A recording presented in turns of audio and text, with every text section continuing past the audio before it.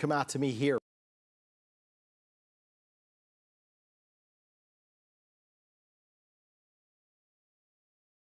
On here.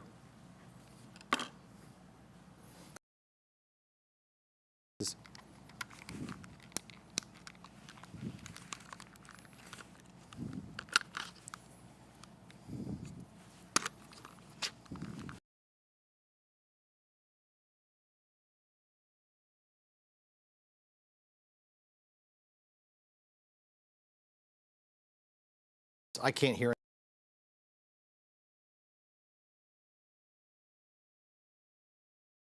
Hi everyone, I'm CBS 19 Chief.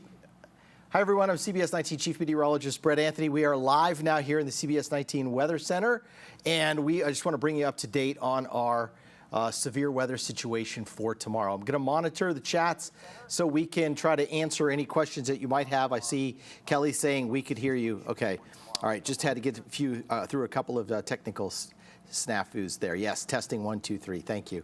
Hi, Billy. Thank you for watching. And I'll continue to scroll through these. Gladewater. Hello, Gladewater.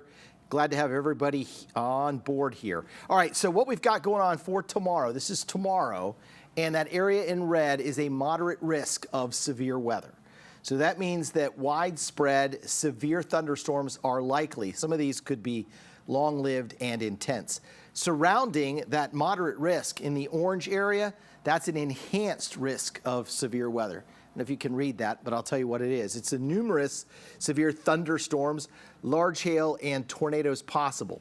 No matter where you're watching, hi Tracy, thanks for watching from Longview, and Winsboro is checking in. No matter where you're watching across East Texas tonight, you have a threat of severe weather tomorrow.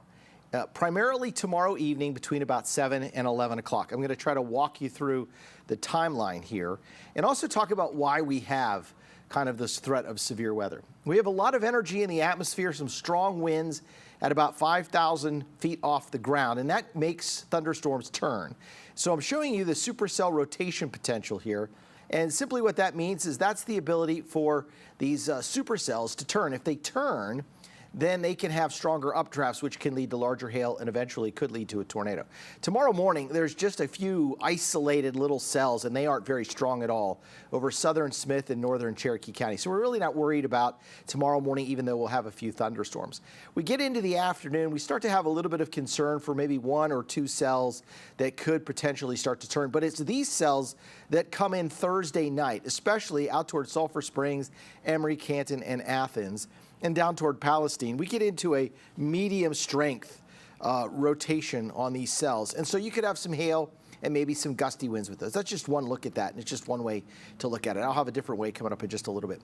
Latest tonight from the Storm Prediction Center, they have shaved Titus, Camp, and Franklin County out of the tornado watch for tonight.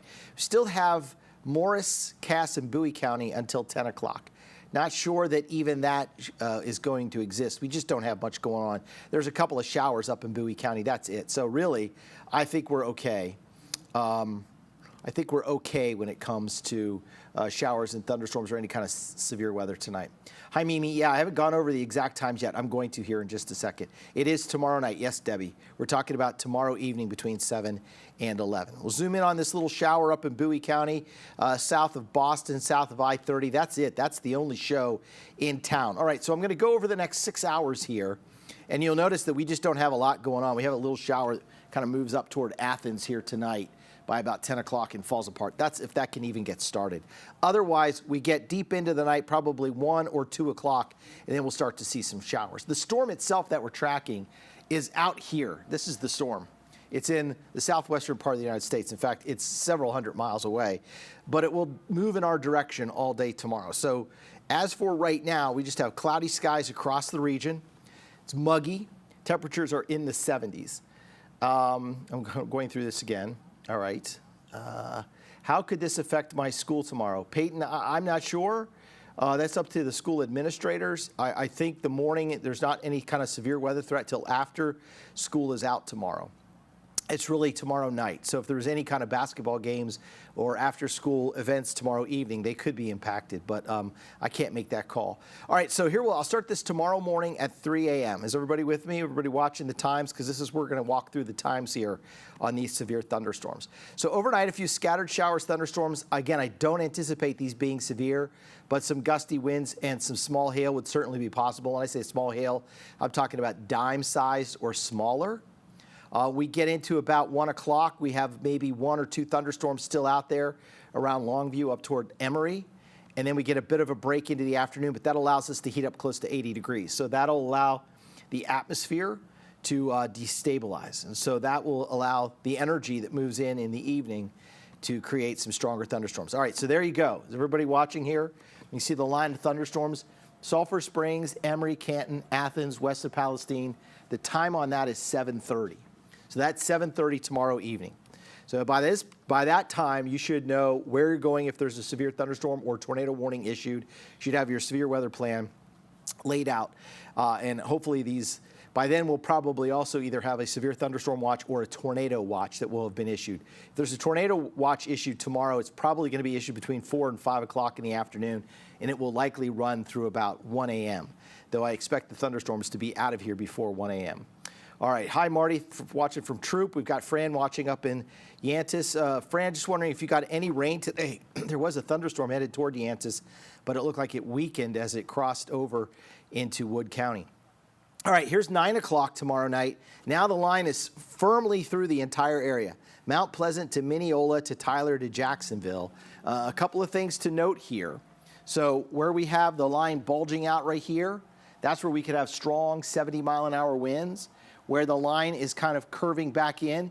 So this would be an area, and this doesn't necessarily mean it's in these exact areas. Remember, this is guidance. But we could have these, what we call line echo wave pattern develop. And when we have these loops like that, you can have small tornadoes spin up within that. So even though you could have a severe thunderstorm warning tomorrow night, you could have a quick spin up tornado. You don't necessarily have to have a tornado tomorrow night. But the big threat with this is probably going to be 70-plus mile-an-hour winds or hurricane force wind gusts tomorrow evening. And again, this is at 9 o'clock. And then I'll go forward a little bit longer. We go to 10 o'clock. It's moved into our eastern counties. It's starting to break apart at that time. And then once we get past 11 o'clock, the showers or the severe weather has moved out of our area. And I see bookmark that link. If you see that at the bottom of the discussion, bookmark that link. You'll be able to follow along tomorrow on a live blog as warnings, other watches are issued, and other information comes out. You'll be able to follow along. If you look down on the comments section on Facebook right now, you'll see the KYTX CBS 19. Bookmark that link, and that'll come in real handy for you tomorrow. Jeffrey's watching from a mile down Troop Highway at Shiloh. Hey, Jeffrey, thanks for watching this evening. Time for Lindale. Lindale, let me go back. I'll start this over on the next graphic again. I have to go all the way back one graphic, but that's no trouble. All right, so if we're talking Lindale, tomorrow evening, it's going to be after 7 o'clock. I'll try to run through these. These are the thunderstorms tomorrow afternoon through 1 o'clock. All right, 4:30, it's all quiet. Now we get to about 7:30. So I would 7:30, the line of showers and thunderstorms could be just a little bit west. It could also be on top of us. So for instance, for Lindale, Mineola, Tyler, Palestine, Jacksonville, I'd say anywhere from between 7:30 and 8 o'clock. And then you'll see at 9 o'clock, they've moved to the east, just to the west of Mount Enterprise. It's moved through Jacksonville, down to Alto, just west of Nacogdoches at that time. And then as we go forward to 10 o'clock, the line of showers and thunderstorms has cleared out of Mineola, cleared out of Tyler, Jacksonville, and Henderson, and Longview. And now it's over toward Jefferson, Marshall, and Carthage. And then by 11 o'clock, it is gone. And then we see west to northwest winds, temperatures falling into the 40s Friday morning. So a big change by Friday morning. All right, so here are the severe weather threats that we face. And what I've done is I've categorized these in terms of the pink color. If you can see here, that pink, that corresponds with a high threat. So that high threat there, pink color. We have the orange and the red colors. That's going to be in your medium to high range for hail. Again, about 8 p.m. The wind threat is 8 to 9 o'clock. The flood threat, it's there much less. Tornado threat, if we're going to have a spin up, it's likely going to be between 5 and say 10 p.m. Not widespread tornadoes, but you could have a spin up. It could be very serious. Dana wants to know about the Tyler State Park area. Same as Tyler, same as Lindale. So if you were camping up there between 8 and 8:30, that's when the wild winds will come in, and it could get very dangerous, and dangerous lightning to go along with that. So if there's a chance that you could find some shelter before 8 or 8:30, that would be really good. Red wants to know if we're safe tonight in Longview. Yes, absolutely. There's no threat of any type of bad weather in Longview tonight. Okay. So that's good to know. Grand Saline was another question that we were talking about. Let's see, time for Grand Saline. Grand Saline's probably, and I'll be able to go over this in just a second. Grand Saline likely on the western part, probably getting to Grand Saline between, say, 7 and 7:30. But I think we have to keep a window on this, and that window for all of East Texas is 7 to 11. Specifically, pinning down the time and the exact time when it moves into your backyard is going to be pretty tough. I think we can come within 15 minutes to a half hour for sure.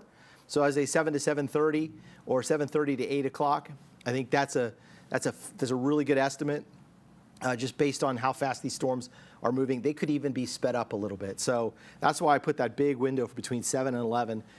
Typically, what I've seen in the past, storms like this usually arrive about a half hour faster than some of the times that the computer data or the guidance suggests. So we could see some of those storms moving into, say, Grand Saline between 6:30 and 7, and Tyler between 7, maybe 7:30, and then over toward Longview, maybe 8:30, 9 o'clock. So I'm just walking us through here on this. We have 4 new comments. Let me see what these are. We got Athens. What about Harleton tomorrow night? So Harleton tomorrow night, you're going to get rain and thunderstorms that are going to come through probably a little bit later, maybe closer to 9 o'clock till they get there. You'll have wind. You're going to experience what everybody else has. Gusty, strong winds, potentially up to 70 miles an hour, 50, 60 miles an hour. Harp and Overton are fine tonight, Faith. Tomorrow night, same as Tyler, same as anywhere. You've got the strong winds coming through. Looks like Henderson is going to get hit hard. Colton, there's certainly a possibility that a lot of us will get hit pretty hard tomorrow. Peggy, yes, absolutely. I just want to give everybody a heads up on these storms as they move through. So now I'm kind of walking you through here. You can see we're about 7 to 7:30 in Tyler. We'll go up to about 8:30 to 9 o'clock. Now we're talking about Gilmer, maybe a stronger thunderstorm, southeastern parts of Upshur County through Gregg County, all the way down through Rusk and Nacogdoches County. That thin line down there could have some very strong wind gusts with that are close to hurricane force winds. On top of that, because we have the moderate risk, and we have the hatches on the risk, which I don't have on this rundown here, but we have the possibility of having significant severe weather tomorrow. So what does that mean? It means for hail, up to tennis ball sized hail. For tornadoes, it means EF2 strength or even stronger. So 120 mile an hour winds. If we get a tornado, the winds inside that tornado could be 120 miles an hour. And for winds, we have a hatched area, a high likelihood of wind damage, and the strongest winds could be hurricane force, if not a little bit stronger. Dennis wants to know about Rusk. Rusk is right in the line about 8:30 to 9 o'clock when those thunderstorms move through there. Again, these move off to the east. Behind it, things quiet down appreciably. Another part of this storm that we have to be concerned about, lightning could cause some power outages. Right now, if you look at this graphic here, it's low to moderate through the morning, so there could be some isolated power outages and even into the afternoon. But watch what happens here in the evening from Linden to Jefferson to Longview, all the way down through Rusk County, Nacogdoches County, and Angelina County, and even going back into Smith and Cherokee County. We could have a severe power outage, meaning that we could have widespread power outages with winds kind of snapping power lines and leaving a lot of us in the dark for Thursday night until power crews can get out there and clean things up. So I want to go over something. If anybody lives in a mobile home, the National Weather Service is stressing this, and I really want to stress this also. When a watch is issued, you need to evacuate that manufactured or mobile home and go to a sturdier structure. Remember to take your pets and important documents. So if you have insurance papers on that property, you're probably going to take them, or any other important papers. Will, last will and testaments, things like that, just so you have those with you so they don't get blown away in the storm. Stay informed. So watch CBS 19. We will break in as needed tomorrow evening. You can have your NOAA weather radio with you. You can have your CBS 19 app, and you can watch us as we stream, like some of you are tonight on CBS 19 Plus. And make sure you're paying attention to the watches and warnings in your area. Notify and contact family members. So even if you say you live in an apartment and you're going to evacuate, you're going to a shelter, make sure that your family and close friends know where you went, so that if they try to go find you after the storm and you're not there, they don't start to worry. If they know you're in a safer place, that's a bonus. And if they need to go with you to that safer place, ask them to also relocate. Last resort, and I mean, this is last resort. Oh, Cece says don't say power out. I'm sorry, Cece, but I gotta warn people of power outages because it's a possibility tomorrow night. So here's the last resort. You waited too long. The storm is bearing down on you, and you live in a manufactured or mobile home, and you can't get away. This sounds kind of like a little unorthodox, but the National Weather Service says drive away. Drive away from the storm. You get out of your mobile home and drive away.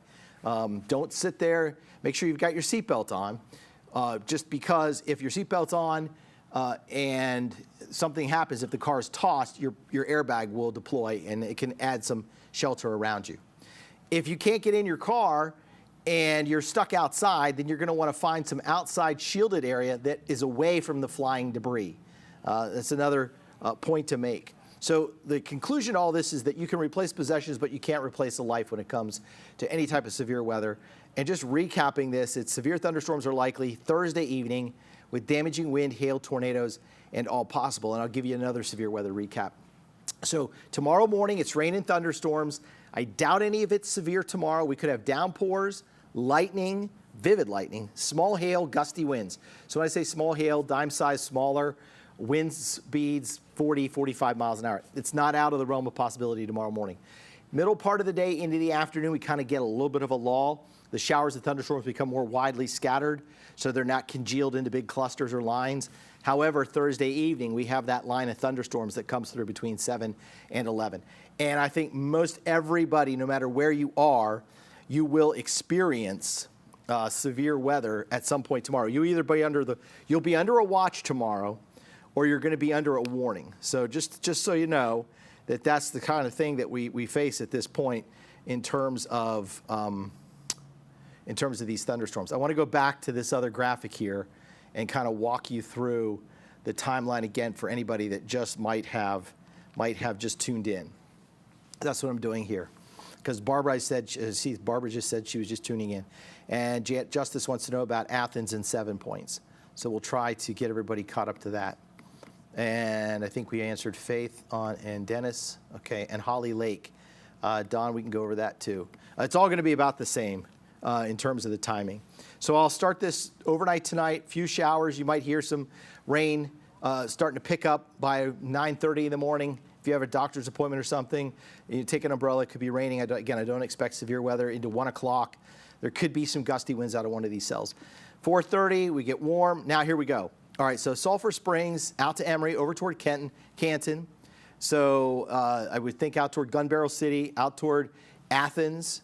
Athens is right there, 7:30. Still not quite into Athens, but could be. So 7:15 to 7:30, it just starts to move in towards 7 points in Athens at that time, okay?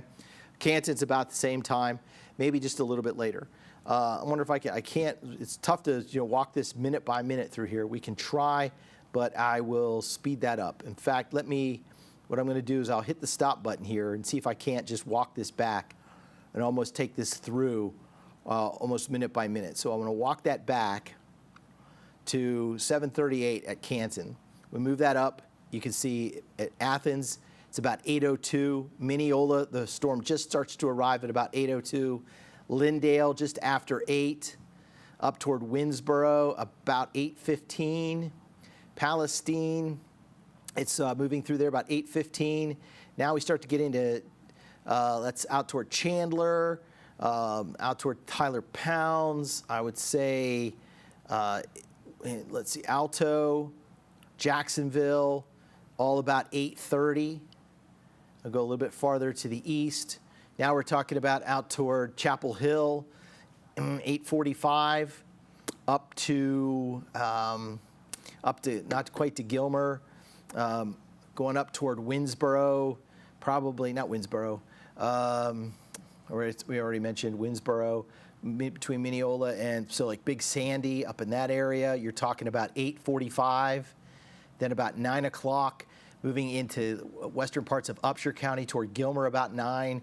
Gets to Longview about 9:15 to 9:30. It's in Henderson at 9:30, Nacogdoches at 9:30, over to Carthage at about 10 o'clock, and over to Jefferson, and then out of there by shortly thereafter, and then the threat of severe weather ends again. So I'll wrap this up with one more look at the severe weather recap for tomorrow.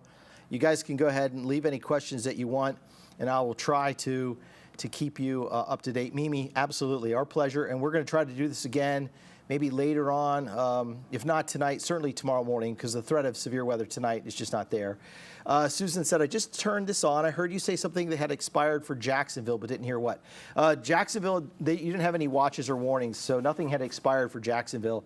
We were talking about Jacksonville being in the line of showers and thunderstorms tomorrow between about 8:30 and 9 o'clock, so maybe that's what you heard. I said 9, and then it moved out. What about, we talked about Harleton tomorrow night. Peggy, absolutely. Okay, so there is the weather recap again. Is going to be morning rain, thunderstorms, low chance of it becoming severe, but certainly downpours, lightning, small hail, gusty winds are possible. Midday, middle part of the afternoon, if you were going to get out, if you had to run any errands, and you could do that between, say, noon and 4 o'clock, and get back to your house, that'd be fine, because between 7 and 11 is when I expect the showers and strong thunderstorms to move in. All right, thanks for watching CBS 19 and our Facebook, CBS 19 Plus coverage, and on our YouTube channel. Have a great night, and I will leave you with a look at the severe weather recap here as we toss it back and we take a break and get ready for the 10 o'clock news. We'll have another update with some more data coming in, so we'll have a fresh look at Futurecast tonight at 10 o'clock. Thanks for watching. I'm CBS 19 Chief Meteorologist Brett Anthony.